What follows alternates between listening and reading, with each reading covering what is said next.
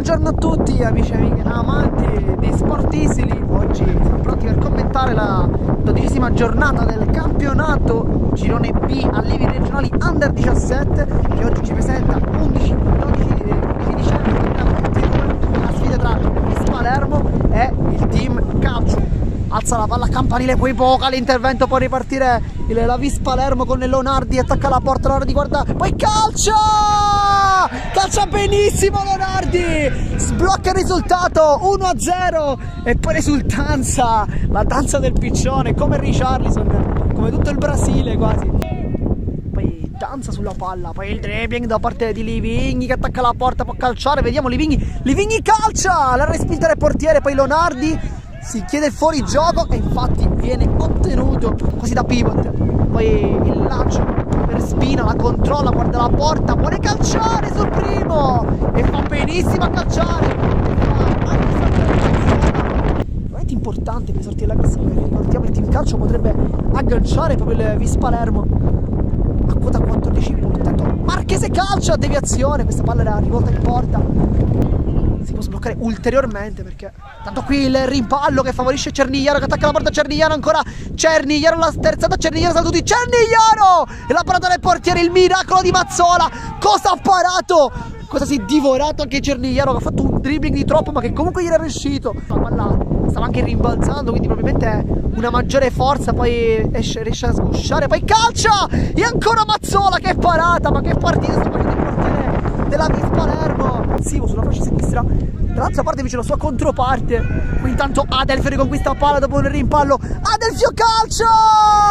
e il gol di Adelfio da numero 9, non sbaglia sotto porta e questa è un po' la fotografia della partita perché la Vis Palermo non ha creato in realtà tantissime occasioni, ne ha create sicuramente di più il Team Calcio, ma dal punto di vista del cinismo è da sottolineare Tratantillo, palla alta, esce Stassi, Marchese per Adelfio che guarda la porta, poi vede l'inserimento palla illuminante per Levigni che aggancia Levigni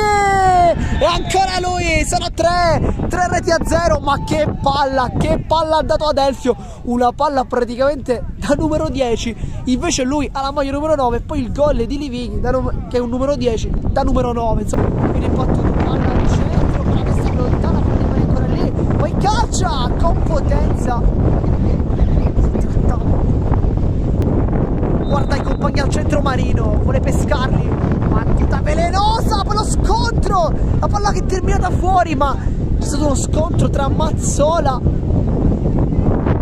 e Patrizio, adesso Marchese per toccare la porta, lo contravede Santa Marchese ancora lancia la palla, si compagni che l'aggancia, poi Leonardi lo risfida ancora una volta e questa volta la Vis Palermo non è stata cinica come nel primo tempo. Calcio d'angolo, battuta alta, colpo di testa e ancora Mazzola, cosa ha preso Mazzola, forse sulla linea, poi Macaluso può dare il 5 al proprio compagno che ha fatto un miracolo assoluto sul colpo di testa in mischia, ancora una volta palla che passa e ancora Mazzola,